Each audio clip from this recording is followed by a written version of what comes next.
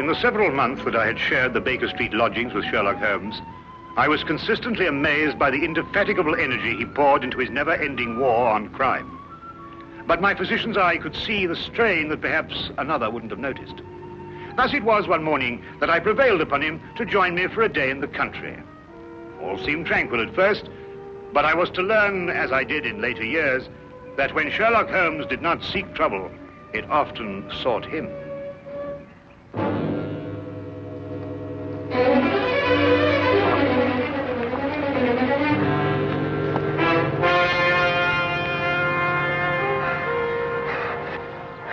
Help her. They may be coming. Steady now, we'll have you all right in a minute. What's happened to the young lady? Who are you running from? Stark. Carroll. They tried to kill me. Out now, Holmes. Perhaps we'd better get them to London, eh? My very thought. The young lady is uninjured, but she's suffering from a deep state of shock. Right. Come along. Oh.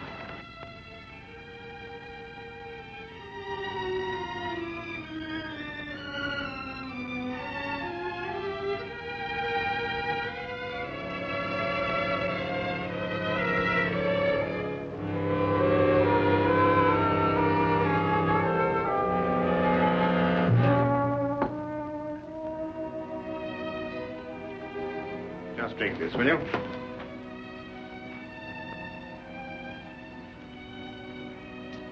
Better now? Much, thank you, sir. Will she be all right, Doctor? Oh, yes, I think so. Twice last night she saved my life. Who is she? I don't know. We only met last night. I'm afraid she's mute. What, deaf mute? No, she hears and understands perfectly. How did you meet her? Well, it all started yesterday afternoon. Seems an eternity since then. I was in my office, facing the realities of my professional situation. I suppose that everyone finds his first venture into independent business to be a dreary experience. After a year of it, I'd about decided to admit failure and seek employment with some recognized firm. It was at that point that I received a client. Mr. Hatherley? His name was Colonel Lysander Stark. Had I known then what horror he was bringing into my life, I would have strangled him right then and there. Frankly, Mr. Hatherley, the commission I have come here to offer you deals with a matter of extreme secrecy. I have gone to some lengths to acquaint myself with both your professional and your personal qualifications. Personal qualifications, sir? Yes. I know you to be an efficient hydraulic engineer, but also that you are a bachelor, an orphan, and that you reside here alone in London. Why, that's very true, but I'm afraid I don't understand. You shall when I explain the assignment. Do I have your word that our conversation will go no further than this room? Of course, sir. I shall respect your confidence. Excellent. Well then, does £50 for a night's work appeal to you? £50? I note by your expression that you suspect some illegality. Let me set your mind at rest on that score. Exactly what you want me to do? To repair a hydraulic press, Mr. Hatherley. A rather large hydraulic press. Well, that hardly seems unusual.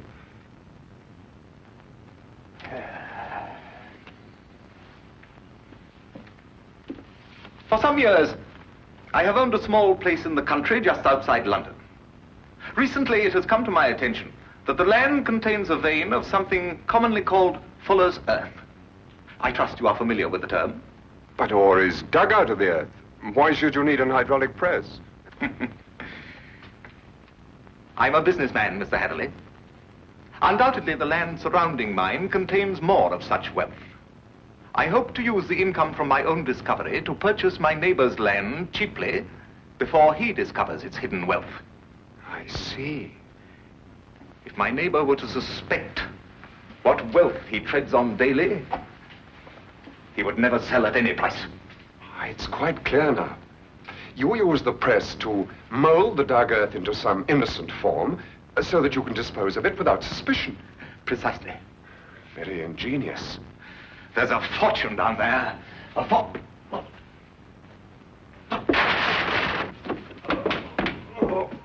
Is there anything wrong? What is it, Colonel Stark? Can I get you something?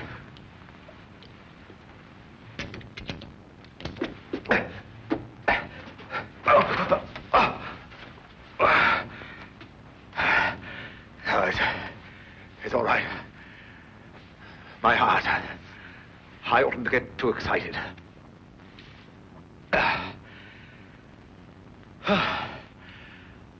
Well, I've put my trust in you, Mr. Hatherley. Do you accept the commission? When do I begin, sir? I promised to meet him that night. Last night, at Ayford Station. The time he suggested was quite late, 11:30. But he insisted that it would be less conspicuous. I freely admit that the money kept me from exercising a more natural curiosity at such bizarre proceedings. One point, sir. When we encountered you, admittedly you were in a highly nervous state, but you kept repeating that they were after you. Did this man Stark have a confederate? Yes, a foreigner, a man named Carrow. I was to meet him later that night. Go on. Last night I boarded the train to Ayford and arrived there a little past 11 as ordered.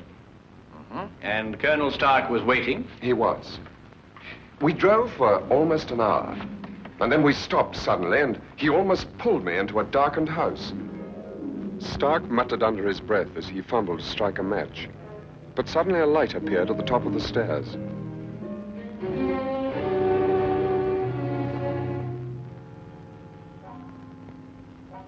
It was the first time I saw this young woman, gentlemen.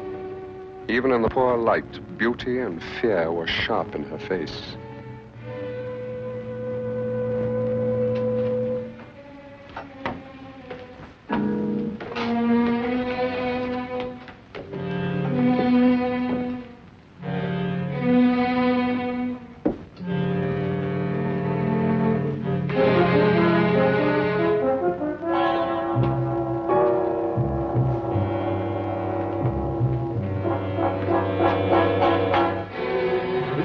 Is our housekeeper. How do you do, miss? She cannot answer you, I'm afraid. She is quite mute. I forgot to tell you that I have a colleague, Monsieur Carrow, brilliant mineralogist. I'll fetch him for you, if you'll excuse me for a moment. By all means.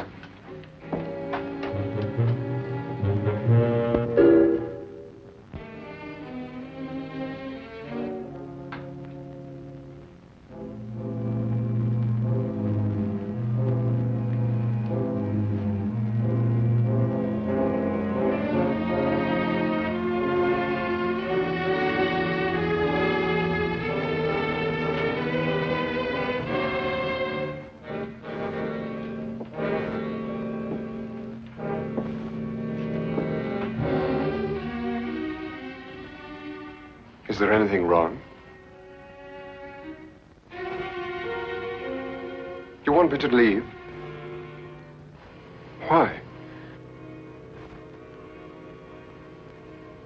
Are you trying to warn me against Colonel Stark?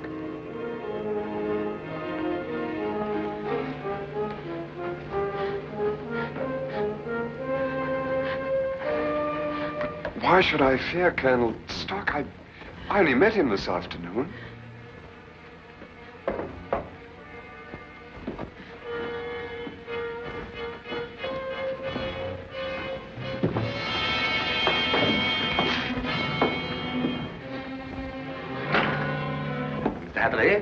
I'd like you to meet my friend and associate, Monsieur Carrow. A pleasure, sir. Colonel Stark will show you our press and explain the difficulties we have. I'll join you in a moment. After I have arranged with our housekeeper for your stay tonight. Yes, that's a good idea. Will you come this way, Mr. Hatherley?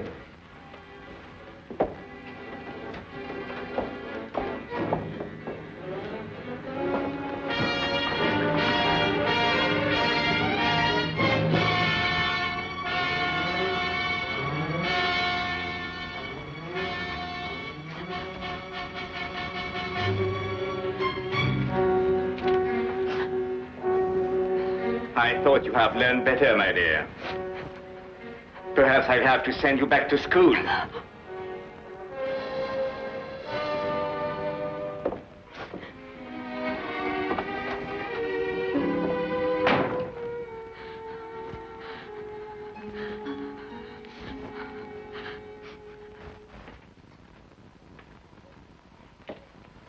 Yes, in principle, this is the standard hydraulic press.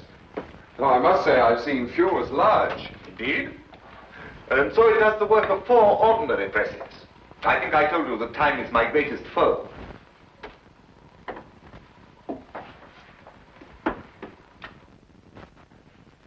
Would you bring more light, please?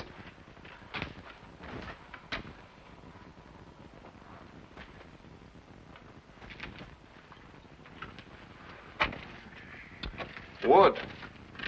Concrete would have given you more support. Are these walls reinforced from the outside? Ah, Bruno. I was just about to explain to Mr. Hatherley that all the walls except the one he is examining are reinforced. However, There's no trouble with the walls. It's in the machinery. You'll hear it.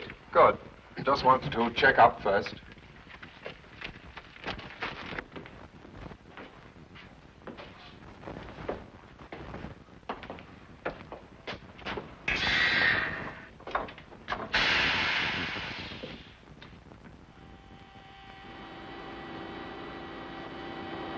Now listen.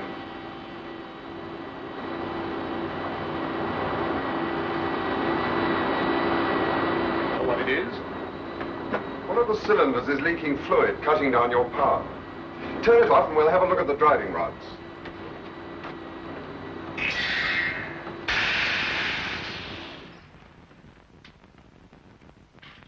I knew what I was after, and the rest proved to be no problem. Of course. You knew by then the true purpose of the press. Not quite. Although I was sure it was not for making dirt brick molds. Much too large for that. But they'd lied to me so blatantly, I thought it best not to call them on it right off. Well, what were they using the press for? Very obvious. They are counterfeiters. They use the press to form the amalgam that takes the place of silver. So I learned during the night. It was naive of me to assume that everyone but myself was asleep, but I did.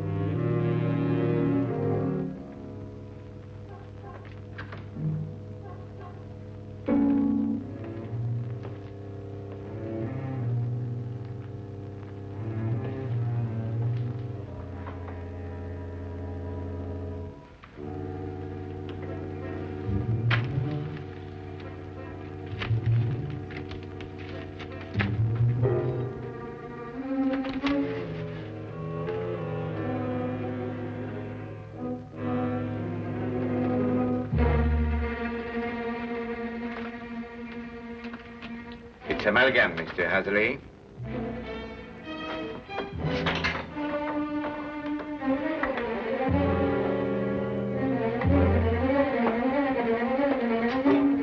Carol, open up!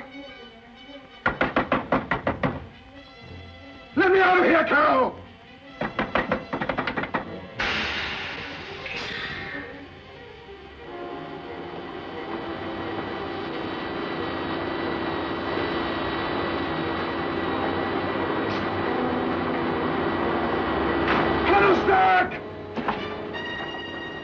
No one knew better than myself what that sound meant.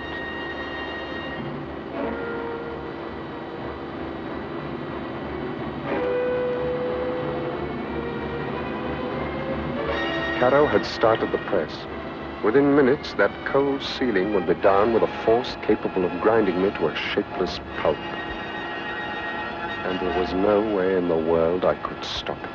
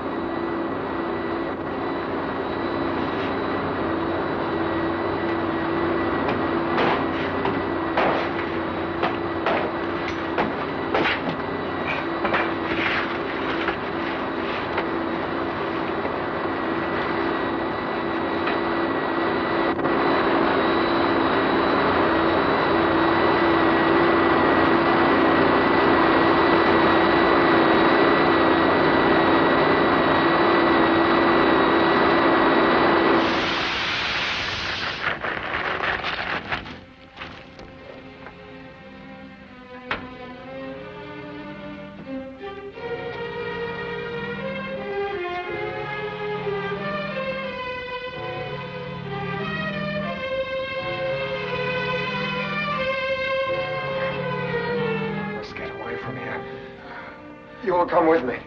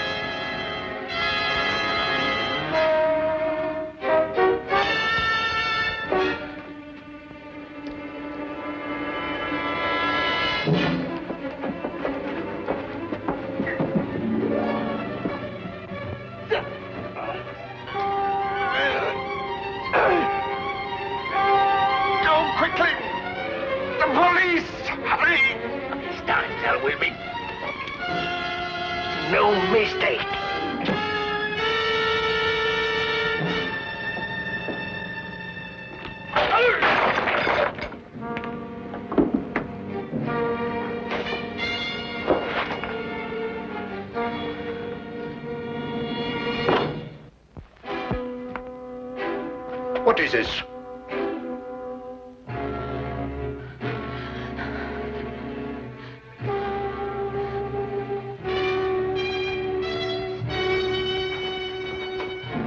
What's happened here? Bruno!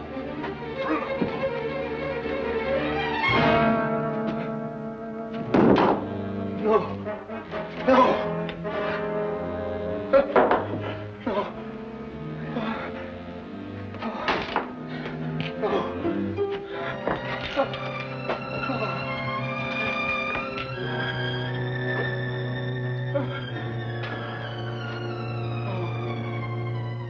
That's almost the last lucid recollection I have.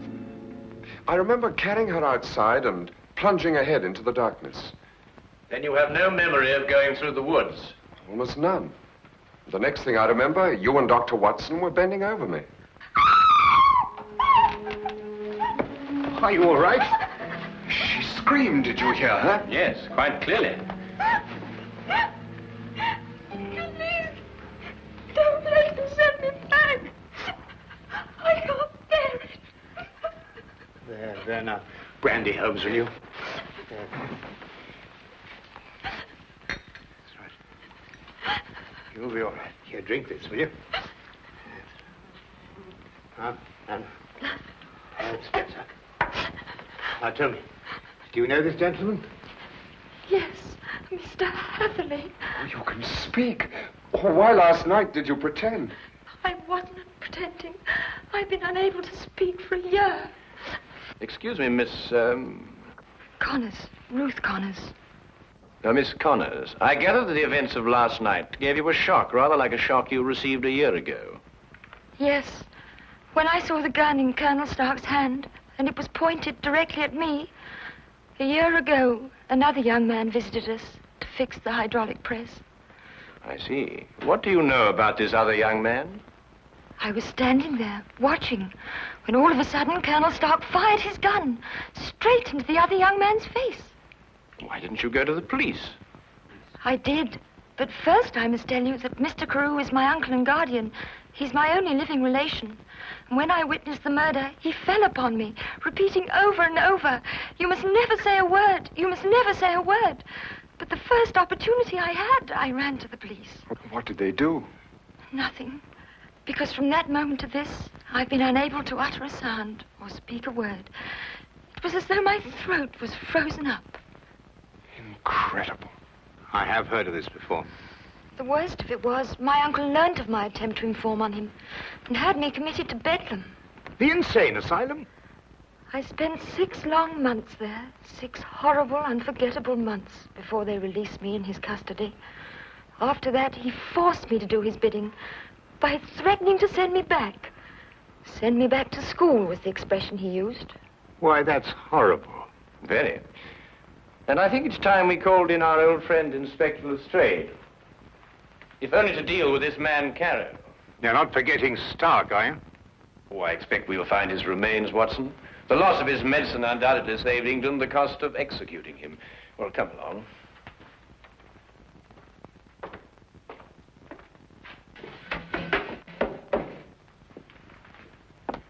Now that young Mr. Hatherley tells us about neglecting the candle while he made his escape, I can place the blame for the fire. You sure it was Colonel Lysander Stark whose remains you found here? No doubt. Several articles of authentic identification, no doubt. Anything else? No, Inspector. Sorry. All right, thank you, Constable. Now where's Holmes got himself to? He just went down to the station. He said he'd be back in a minute. Look here, if Holmes thinks he can do... I'm sorry to keep you all waiting. Well, everything's settled, Lestrade? About as settled as it's likely to be. Stark's dead. Carter's escaped. The only thing now is to go back to London and put out an alarm for him. Oh, dear. Well, tell me, what about the money? What money? Well, you know, the money they were making, the counterfeit. Have you found any? Well, no. Oh, I suppose Carter took it with him. Well, the man would have to be pretty desperate indeed to even bother with real money, let alone counterfeit. What are you suggesting, Holmes? Miss Connors, the only carriage used here is the carriage that Mr. Hatherley rode in. Is that right? Why, yes, I think so. I see. And that carriage has been in the livery stable since last night. Thanks to an obliging constable, I found one of Mr. Carter's footprints. But there was no trail of similar prints leading away from the house. Mark you, I didn't imagine that he would try and make his escape on foot. How did he get away, then? He didn't, my dear fellow. He's still in this house, hiding somewhere. What? Mr. Holmes, there's a cellar where... I examined that cellar myself. No, I mean the special cave they dug under the house to hide the money. Then there must be an entrance from the house itself. Well, I wasn't permitted to know exactly where, but I'm sure it was in this room somewhere. Thank you. Well, let's try and see, shall we? I beg your pardon.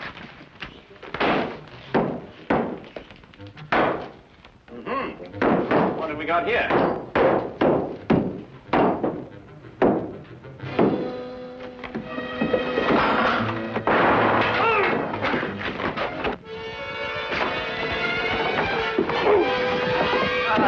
Very neat, Watson.